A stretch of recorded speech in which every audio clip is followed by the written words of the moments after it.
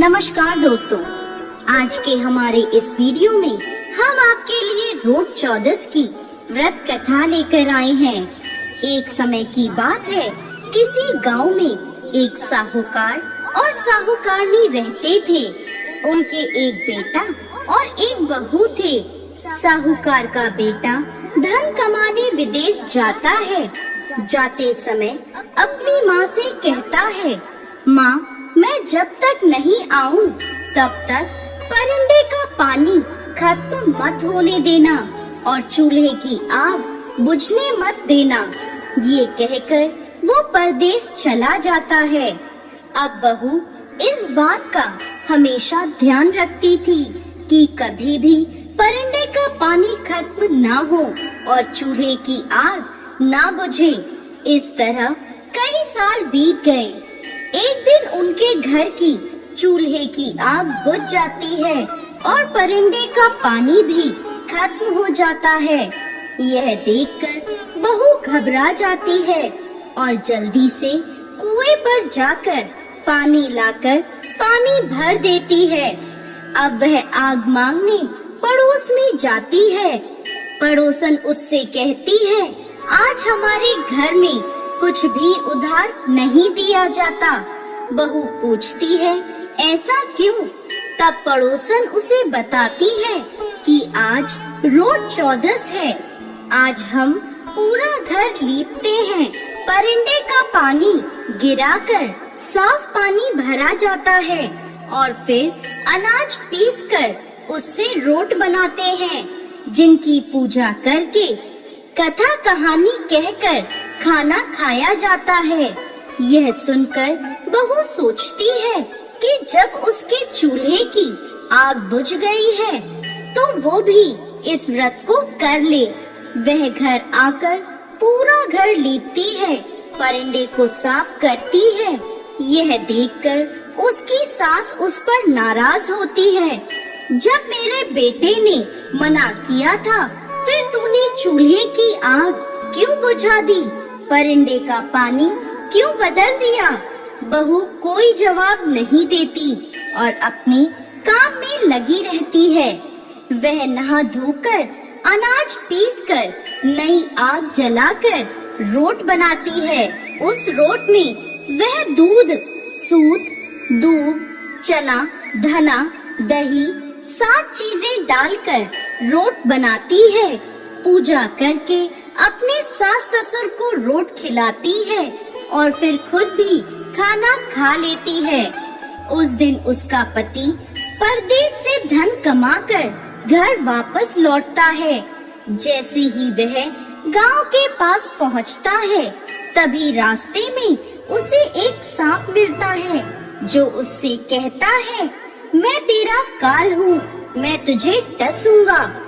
तो वह कहता है, मैं कई सालों बाद अपने घर जा रहा हूँ।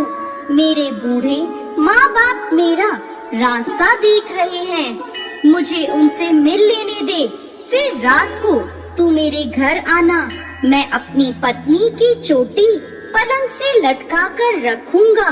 तुम उस पर चढ़ जाना और मुझे डस लेना। सांप उसकी बात मान लेता है और उसे जाने देता है। अब वह लड़का घर पहुंचता है, खाना खाकर सोने जाता है। उसकी पत्नी थकी हुई होती है। वह रोट को कहानी सुनाकर अपने कमरे में रखकर सो जाती है, लेकिन उसके पति को नींद नहीं आती, क्योंकि उसे पता था कि आज रात सांप आकर उसे डसेगा। आधी रात के बाद सांप आता है और बहू की चोटी से ऊपर चढ़ने लगता है। अब रोट में बैठे धना, चना, दूध, सूत सब सोचने लगते हैं, इस बहू ने पहली बार रोट बनाए हैं। यदि आज इसके पति को सांप ने डस लिया तो हमें कोई नहीं मानेगा, ना ही कोई पूजा करेगा। इसलिए हमें इस सांप को मारकर इसके पति को बचाना होगा। ऐसा सोचकर वह सब अलग अलग हथियारों का रूप धर लेते हैं। कोई तलवार, कोई कोई ढाल तो कोई कटार बनकर रोड से निकलकर उस सांप को मारकर टोकरी से ढक देते हैं और वापस रोड में चले जाते हैं। अब बहू का पति चुपचाप ये सब देखता रहता है। निश्चिंत होकर वह सो जाता है। बहू सुबह उठकर अपने घर के काम धंधों में लग जाती है।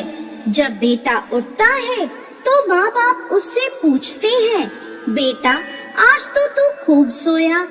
बेटा अपनी माँ से पूछता है, माँ कल तुमने क्या बनाया था, क्या पूजा था?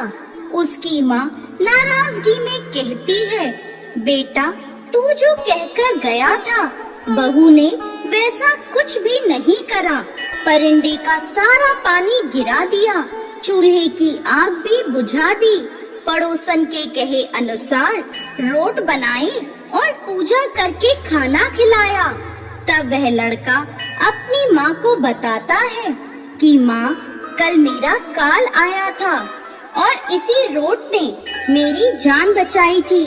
उस दिन के बाद से राजा पूरे नगर में ढिंढोरा पिटवा देता है।